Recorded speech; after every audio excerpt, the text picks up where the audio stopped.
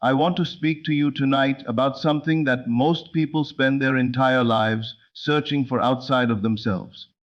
They search in books, in temples, in the counsel of other men, in rituals performed at certain hours, in sacred places marked by stone and candlelight. And all the while, what they seek has never left them. It has been with them in the morning when they open their eyes. It has been with them in the silence before sleep. It has been them, always, waiting only to be recognized. I am going to tell you something tonight that, if you truly hear it, will change the entire landscape of your inner world. And when that inner world changes, the outer world, the world you touch, the world you see, the world you call reality, will have no choice but to follow. This is not philosophy as the world understands philosophy. This is not a theory to be debated in learned circles. This is the fundamental law of your own being, and it operates whether you believe in it or not, whether you understand it or not, whether you are watching it or ignoring it entirely. That law is this: consciousness is the only reality, and imagination, your imagination, is God Himself active within you. Now, I know how that lands when you first hear it. You have been taught that God is something apart from you, something above you, watching you, perhaps judging you.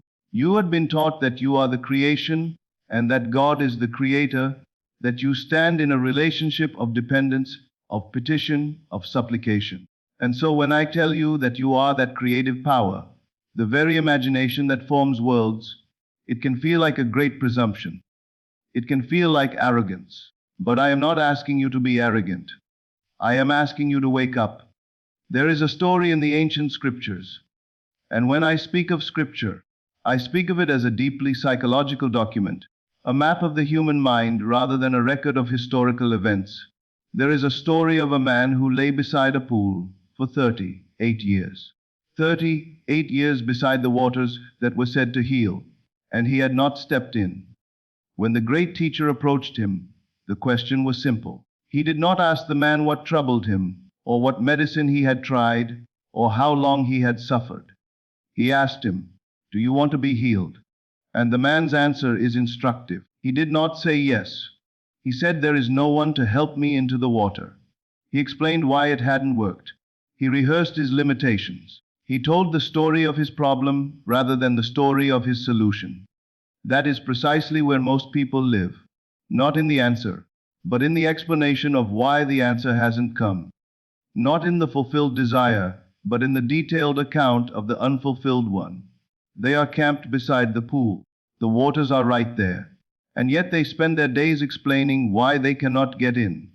Now hear me carefully. The pool in that story is not a pool of water somewhere in an ancient land. The pool is your own consciousness, the act of stepping into it. That is the act of claiming, right now in the interior of your own mind, the reality of the thing you desire, not hoping for it, not asking for it, claiming it, inhabiting it, becoming it inwardly, before any evidence of it appears in the world outside. This is what I mean when I say it manifests fast.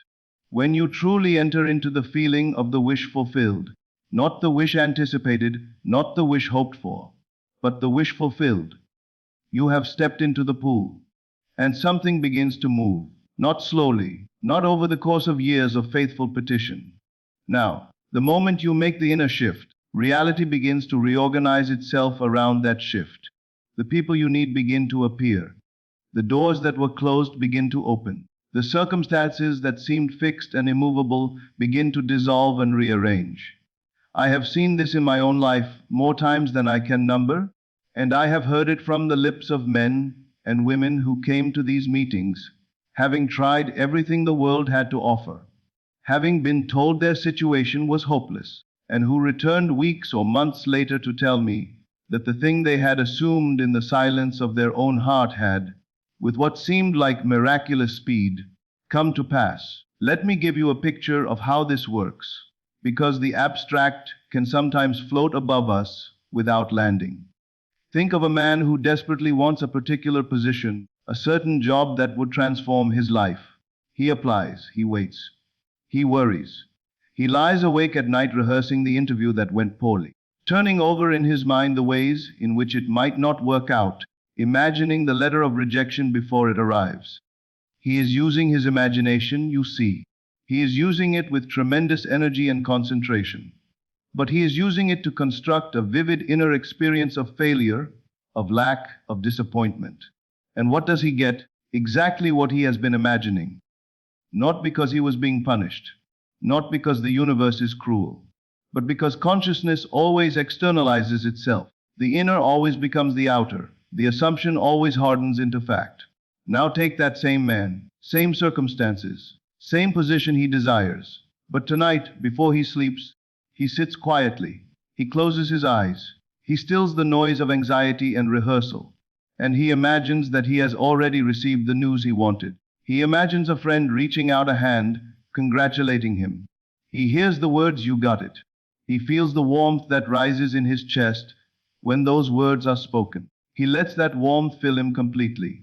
He does not strain. He does not force. He simply inhabits that moment as though it is real, because in the only world that matters, the world of consciousness, it is real.